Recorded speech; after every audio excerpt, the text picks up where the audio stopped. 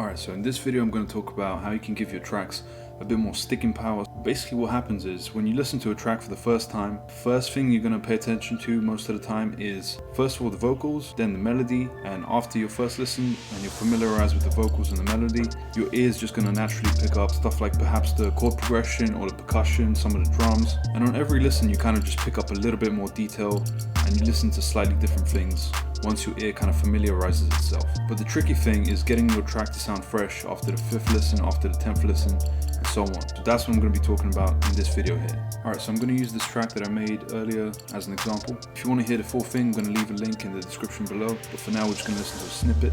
Got a couple bad habits, can't lose them. Always in a shit mood, can't call it. I don't trust myself, I'm free falling. Holding out a hand like, oh darling. Been that game like, hey yo. She can write a good roleplay, yo. You know they gon' act like they know. What the fuck do they know?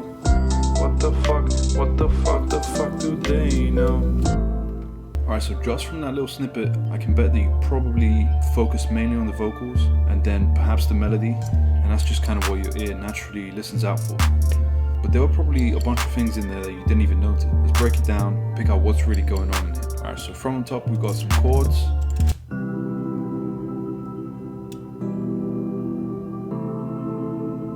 That's just like a little ambience, so that's something you probably pick out, you know, halfway through the track after you're done kind of processing how the vocals sound and the melody.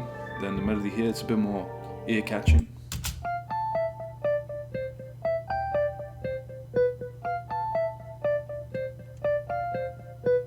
That's something you kind of listen out for more. It's high frequency, easier to pick out. And then of course the vocals is just what we listen for. We're humans, at least most of you watching the video I assume are humans.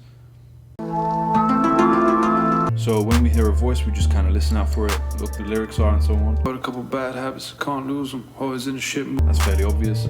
But then you get into some stuff that you probably didn't necessarily pick out. It just kind of blends into the background and it adds a little bit of detail. But these are the things that make your track fresh when the person listens to it after 5 or 10 times, whatever. And the reason is, on the first few times, yeah, you're gonna focus on the main bits. You know, here you got the bass as well. But after your ear's kind of used to that, it starts picking out and hearing different little details. And that's what keeps it interesting. So for example here, we've got some kind of stringy ambient sounds going on. And then here, I love this sound here. It's like a little digital kind of ringing sound, and it adds a bit of nice texture. Just throughout certain points, we've got an auto panner on it, so it kind of moves around, which keeps it fresh even after several listens. Then here at the start and before every chorus section, we've got this sound here. That's a nice kind of lead up to the drop, basically. Then we've got this sound here at the end of the choruses. Again, similar to the first one, except more of a build down rather than a build up. Then we've got this sound here. That's like a telephone dial. And you can barely listen out for it. Try and listen out for it now. Hips moving, don't get on the bad side. That's foolish, climbing in the bed like, let's lose it, forget. You can barely hear it, but if you listen out for it, you can kind of hear it. And that's the kind of detail you're going to spot after 5 or 10 listens. And then we've got a couple more. We've got this at the intro. And also at the outro, which kind of, again, just minor details. And this reverse symbol at the end of the choruses and at the beginning of the choruses.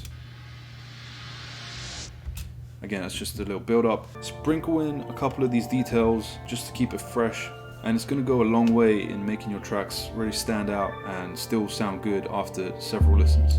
So be sure to check out the full track and see if you can spot these elements kind of in the track. Let me know what kind of tricks you know for keeping the track fresh and making it sound more kind of fleshed out. But yeah, that's pretty much it for this video. Hope it helped you, and I'll see you next time.